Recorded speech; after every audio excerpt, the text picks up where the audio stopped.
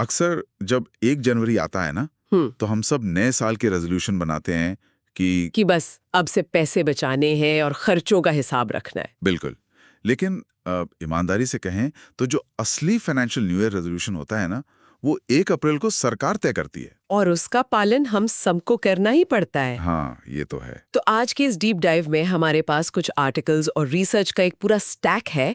हम उन बड़े बदलावों को डिकोड कर रहे हैं जो 1 अप्रैल से भारत में लागू हो रहे हैं। और हमारा मकसद सिर्फ इन नियमों की कोई लिस्ट पढ़ना नहीं है, बल्कि उस बड़े पैटर्न को समझना है जो इन सब के पीछे काम कर रहा है। सही कहा। अगर इन सभी सोर्सेस को एक साथ देखें तो एक बहुत साफ तस्वीर उभरती है। मतलब ये सिर्फ एडमिनिस्ट्रेटिव अपडेट्स नहीं है, तो फिर क्या है? ये हमारी पूरी अर्थव्यवस्था को प्रिडिक्टेबल बनाने और 100% डिजिटल करने का एक बहुत ही स्ट्रक्चर्ड प्रयोग है। अच्छा, तो चलिए सबसे पहले उस चीज से शुरू करते हैं जिसका सीधा असर हमारी जेब पर पड़ता है, टैक्स।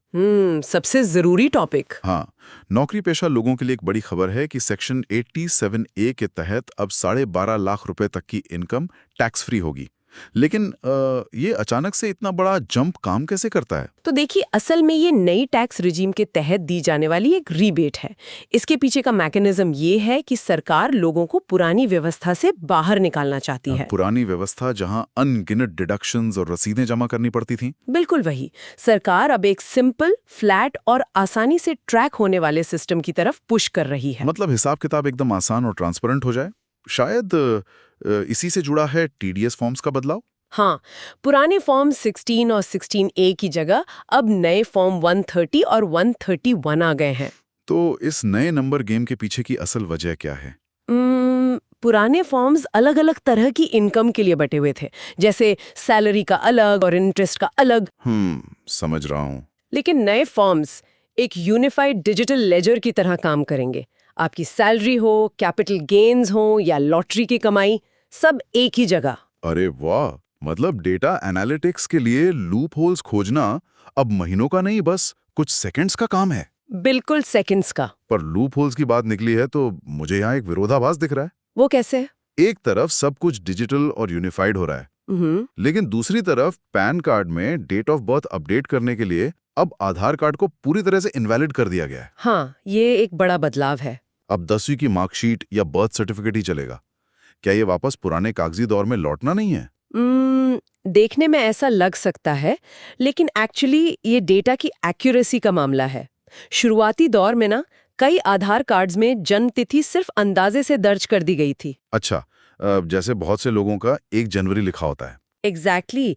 आज की एल्गोरिदम वाले फाइनेंशियल सिस्टम में जहां पल भर में लोन पास होते हैं, वहां पहचान की सटीकता सबसे अहम है। तो मतलब किसी भी तरह की एल्गोरिदमिक धोखाधड़ी रोकने के लिए सिस्टम को ऐसा डॉक्यूमेंट चाहिए जो एकदम पुख्ता हो। हाँ, जो विशुद्ध रूप से जन्म के समय या स्कूल बोर्ड ने सर्टिफाई किया हो।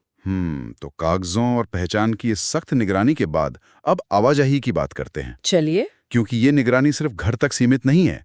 सड़क या रेल की बात करें तो हमारी हर एक्टिविटी को भी प्रिडिक्टेबल बनाया जा रहा है। हाँ, टोल प्लाजा अब 100% कैशलेस हो गए हैं। सिर्फ फास्टैग या यूपीआई चलेगा। और फास्टैग का सालाना पास भी तो 2.5% महंगा हो गया है ना। नई गाड़ियों की कीमतें भी 2 से 3% बढ़ रही हैं। देखिए, कैशलेस टोल का मकसद सिर्फ टाइम बचाना नहीं है। ये पूरे देश के ट्रांसपोर्टेशन को एक रियल टाइम ग्रिड पर मैप करने का तरीका है। मतलब कौन सी गाड़ी किस वक्त कहां से गुजरी, ये सारा डेटा पलक झपकते की सिस्टम में आ जाता है। बिल्कुल। और जो कीमतों में उछाल हम देख रहे हैं, वो इस इतने बड़े डिजिटल इंफ्रास्ट्रक्चर को मेंटेन करने की कॉस्ट है। और अगर सड़क से हटकर ट्रेन की बात करें तो वहां भी नियम बदल रहे हैं। हाँ, वहाँ क्या नया है? अब टिकट कैंसिल करने पर रिफंड के लिए 4 की बजाय 8 घंटे पहले अप्लाई करना होगा। और बोर्डिंग स्टेशन भी ट्रेन छूटने से सिर्फ 30 मिनट पहले तक ही बदला जा सकेगा। और एविएशन फ्यूल महंगा होने से फ्लाइट्स की कीमतें भी तो बढ़ रही हैं। वही तो। मुझे तो लग रहा है कि अब हमारी सहजता या स्पॉन्टेनिटी पर टैक्स लग रहा है।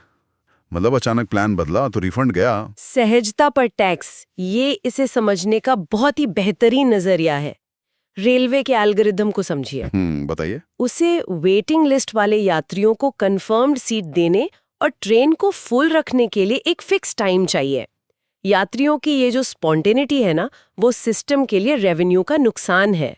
ओहो, तो 8 घंटे का ये बफर सिस्टम की एफिशिएंसी को मैक्सिमाइज करने का एक टूल है। बिल्कुल सही। सिस्टम के लिए एफिशिएंसी और बाकी सबके लिए खर्च। और ये खर्च रोजमर्रा की जिंदगी में भी साफ दिख रहा है। कमर्शियल गैस सिलेंडर के दाम बढ़ने से रेस्टोरेंट का खाना तो महंगा हो ही रहा है। हाँ, महंगाई तो है। लेकिन जो सबसे दिलचस्प बदलाव मेरी नजर में आया वो बैंकिंग का है। पंजाब नेशनल बैंक ने एटीएम से नकद निकालने की लिमिट 25,000 या 50,000 रुपए कर दी है। इससे ज्यादा चाहिए तो चेकबुक लेकर लाइन में लगो। क्या ये हमें जबरदस्ती कैशलेस सोसाइटी की तरफ धकेलने की रणनीति है? इसे ना बिहेवियरल इकोनॉमिक्स के नजरिए से देखिए। इसे फ्रिक्शन या घर्षण कहते हैं। फ्रिक्शन, वो कैसे? जब आप कैश निकालने के प्रोसेस को फिजिकली मुश्किल बना देते हैं, जैसे चेकबुक लेकर कतार में खड़ा करना, तो इंसान का दिमाग अपने आप आसान रास्ते की तरफ मुड़ जाता है। मतलब यूपीआई या कार्ड की तरफ। एग्जैक्टली।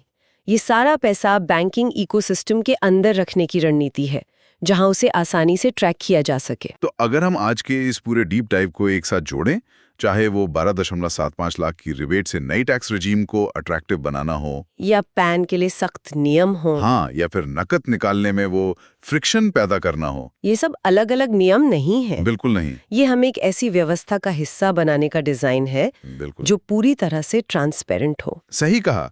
हमारी आर्थिक और भौतिक गतिविधियां अब एक बड़े इंटरकनेक्टेड डिजिटल लेजर का हिस्सा बन रही हैं। यहाँ कुछ भी रडार से बाहर नहीं है। तो अंत में सबसे बड़ा सवाल जो हमारे सामने आता है, वही फाइनेंशियल न्यू ईयर रेजोल्यूशन जिसकी हमने शुरुआत में बात की थी। हाँ, क्या है वो सवाल? जब हर साल 1 अप्रैल को इस तरह के डिजाइन और नियमों के जरिए हमारे रोजमर्रा के फैसले, सफर और खर्च करने के तरीके इतनी गहराई से बदल दिए जाते हैं, तो हमारी पर्सनल फाइनेंशियल फ्रीडम असल में हमारे कंट्रोल में कितनी है? वही तो, हमारे कंट्रोल में कितनी है और इन सालाना सरकारी डिजाइन्स पर कितनी निर्भर है? इसी विचार के साथ आज का ये गहरा विश्लेषण हम यहीं समाप्त करते हैं।